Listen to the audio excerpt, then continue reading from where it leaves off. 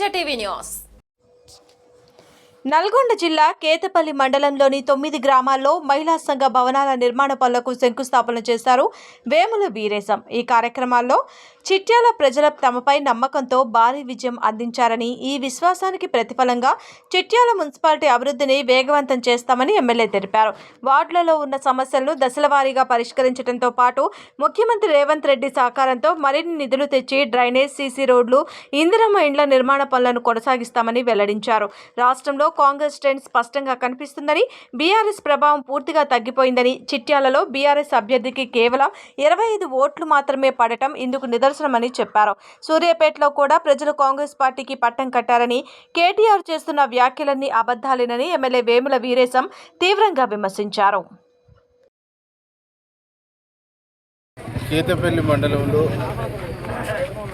మహిళా సమైక్యులకు, గ్రామ సమైక్యులకు 10 లక్షలతోని బిల్డింగ్ మీటింగ్ల కోసం బిల్డింగ్ ఇవ్వడం జరిగింది. గౌరవ ముఖ్యమంత్రి రేవంత్ రెడ్డి ఈరోజు మహిళా సంఘాలను ప్రోత్సహించాలని చెప్పేసి మహిళల్ని లక్షాధికారులు చేయాలనేటువంటి సంకల్పంతో ఈ రాష్ట్రంలో 1 కోటి మంది మహిళల్ని ఆర్థికంగా బలోపేతం చేయడమే ఒక లక్ష్యంగా రైజింగ్ తెలంగాణలో ఇది ఒక ప్రధానమైనటువంటి భాగంగా ముఖ్యమంత్రి గారు ఎంచుకొని ముందుకు పోతున్నటువంటి క్రమంలో ఈ నియోజకవర్గంలో ప్రతి గ్రామ మహిళా సమైక్యకు 10 లక్షలతోని వాళ్ళు సమావేశాలు చేసుకోవడానికి, మీటింగ్లు పెట్టుకోవడానికి బిల్డింగ్లు ఇవ్వడం జరిగింది. ఈరోజు కేతపల్లి మండలంలో ఇనుపాముల, బండపాలెం, కొండగిరిగూడెం, చెరుకుపల్లి, ఉప్పలపాడు, కొత్తపేట, చీకటిగూడెం, కొప్పారం, గుడివాడ వరకు బిల్డింగ్లతో పాటు 2-3 సీసీ రోడ్లు కూడా ఫౌండేషన్ స్టోన్స్ వేయడం జరిగింది.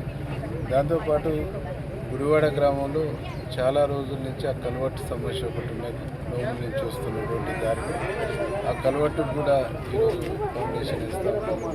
మొత్తంగా తెలంగాణ గవర్నమెంట్, గౌరవనీయ ముఖ్యమంత్రి రేవంత్ రెడ్డి గారు ఈరోజు అభివృద్ధి విషయంలో గ్రామాలకు సంబంధించినటువంటి మహిళా సంఘాలను ప్రోత్సహించడం విషయంలో చాలా దూరదృష్టితో వారికి అత్యధిక ప్రాధాన్యత ఇవ్వడం జరుగుతుంది. అటువంటిది మెయిన్ రోడ్డు మీద ఉన్నప్పటికీ, నేషనల్ హైవే మీద ఉన్నప్పటికీ, మండల హెడ్ క్వార్టర్ అయినప్పటికీ, మున్సిపాలిటీ అయినప్పటికీ ఒక దయనీయమైనటువంటి పరిస్థితిలో మున్సిపాలిటీ ఉన్నది. ఇల్లు లేని పేదవాళ్ళు చాలామంది. నేషనల్ హైవే పక్కనే టెలిఫోన్ ఆఫీస్ బ్యాక్ సైడ్ అంటే ఫస్ట్ రోడ్డే ఈ రోజుకి సీసీ రోడ్డు, డ్రైనేజీలు లేక అక్కడ ఒక ముసలి వాళ్ళు నడుస్తూ ఇరగబడ్డటువంటి పరిస్థితి, కాళ్ళు ఇరిగినటువంటి ఒక పరిస్థితి. అంటే అంత దయనీయమైన పరిస్థితులున్న ఆ టౌన్ను, ఆ పట్టణాన్ని గౌరవ ముఖ్యమంత్రి రేవంత్ రెడ్డి గారి నాయకత్వంలోనే సమూలమైనటువంటి మార్పు జరుగుద్ది అని చెప్పేసి ప్రజలు విశ్వసించారు. గడిచిన 10 సంవత్సరాల్లో చిట్యాలకు ఒక్క రేషన్ కార్డు ఇవ్వలేదు. గౌరవ ముఖ్యమంత్రి రేవంత్ రెడ్డి గారు వచ్చినాక రేషన్ కార్డులు ఇవ్వటం, సన్న బియ్యం ఇవ్వటం, ఈరోజు 3 కోట్లతోని డ్రైన్స్, సీసీ రోడ్ల నిర్మాణం జరుగుతాం. మరొక 15 కోట్ల రూపాయలు టెండర్ ప్రాసెస్లో ఉంది. గతంలో 2014 నుంచి 18 వరకు నేను ఎమ్మెల్యేగా ఉన్నప్పుడు 250 ఇండ్లను ఆడ స్లాపులు అయిపోయి, గోడలు అయిపోయి, కిటికీలు, దర్వాజాలు పెట్టాం. ఒక 2-3 కోట్ల రూపాయలు ఖర్చు పెడితే 250 మంది పేదవాళ్ళకి ఇండ్లు ఇచ్చే అవకాశం ఉంది. గడిచిన పాలకులు, గడిచిన పీరియడ్లో ఉన్నటువంటి అప్పటి ప్రజాప్రతినిధులు 3 కోట్ల రూపాయల నిధులు తెచ్చి కూడా 250 మంది పేదలకు ఇండ్లు ఇవ్వటంలో వైఫల్యం చెందారు. కాబట్టి వాళ్ళు వైఫల్యం చెందినటువంటి వ్యక్తులుగా, పని చేయలేనటువంటి వ్యక్తులుగా, నిధులు చేయలేనటువంటి వ్యక్తులుగా, వాళ్ళతో ఏమీ కాదు అనేటువంటి ఆలోచన చిట్యాల ప్రజలు వచ్చారు. ఈరోజు ఏమన్నా చేయాలంటే గౌరవ ముఖ్యమంత్రి రేవంత్ రెడ్డి గారు, కాంగ్రెస్ ప్రభుత్వం, స్థానికంగా ఉండేటువంటి ఎమ్మెల్యేనే ఏదైనా ఈ టౌన్ మార్పు చేయగలడు అనేటువంటి ఒక విశ్వాసంతో, నమ్మకంతో మాకు భారీ మెజార్టీ ఇవ్వటం జరిగింది.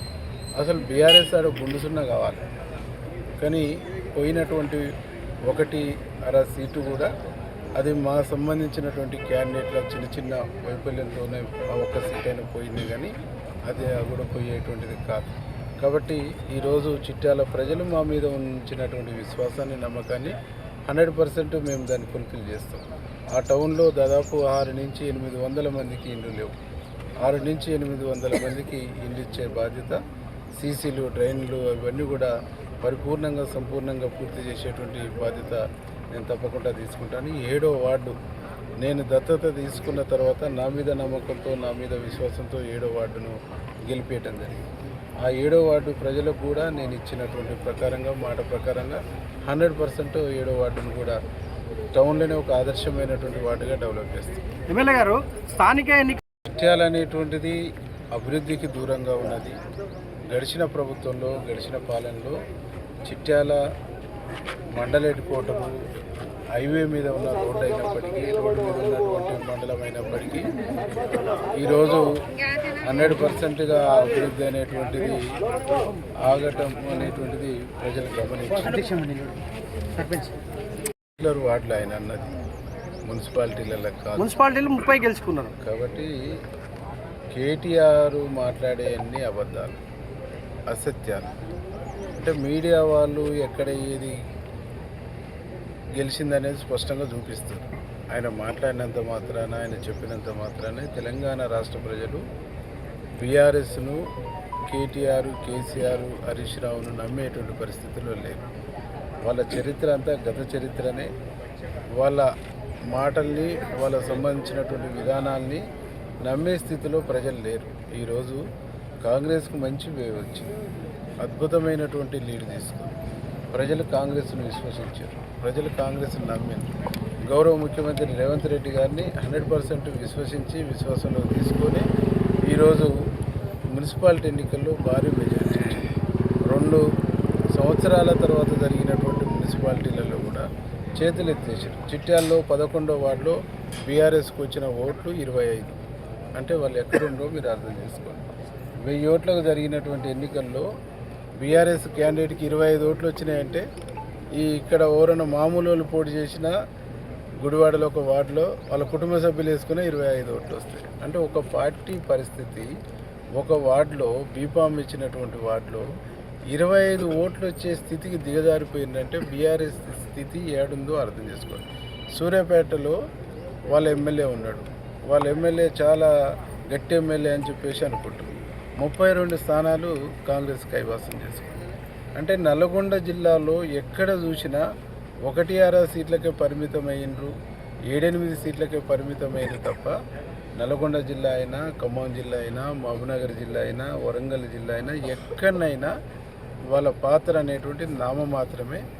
ఎక్కడన్నా ఏమన్నా ఒక సీటు పోయిందంటే మా కాడ పోటీ ఎక్కువ ఉండి, మా కాడ ఇండిపెండెంట్లు సీట్ రానోళ్ళు పోటీ చేసినటువంటి కాడ మాత్రమే వాళ్ళకి ఛాయిస్ వచ్చింది తప్ప ఎక్కడ వాళ్ళకి ఛాయిస్ వచ్చినటువంటి దాఖలాలు లేవు.